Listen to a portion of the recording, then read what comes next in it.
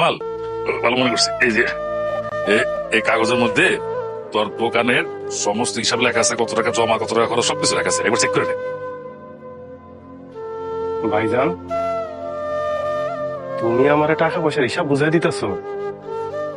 ভাইজান, মানুষের কথা শুনে তুমি আমার টাকা পয়সার হিসাব বুঝাই দিতেছো? তাহলে ভাইজান, আমি তোমার হিসাব গুলি বুঝাই দেবো কেমনে?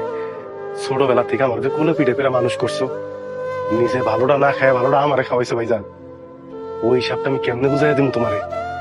আমি দূর দেশে থাকি ভাইজান, আমার বাপ মা যে তোমার কাছে থাকে, এই হিসাবটা আমি তোমার বুঝাই দিতে পারবো না।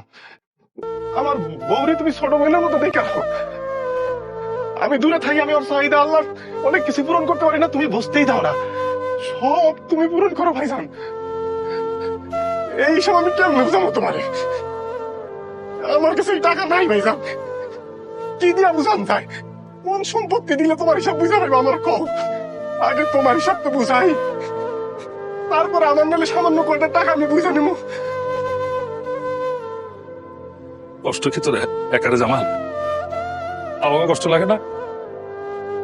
তুই বিদেশ চলে গেলে যখন তোর ঘরে যায় দেখি তুই নাই, তখন মনের অজান্তেই দর দর করে চোখের পানি জুড়ে পড়ে, অনেক কষ্ট লাগে তখন।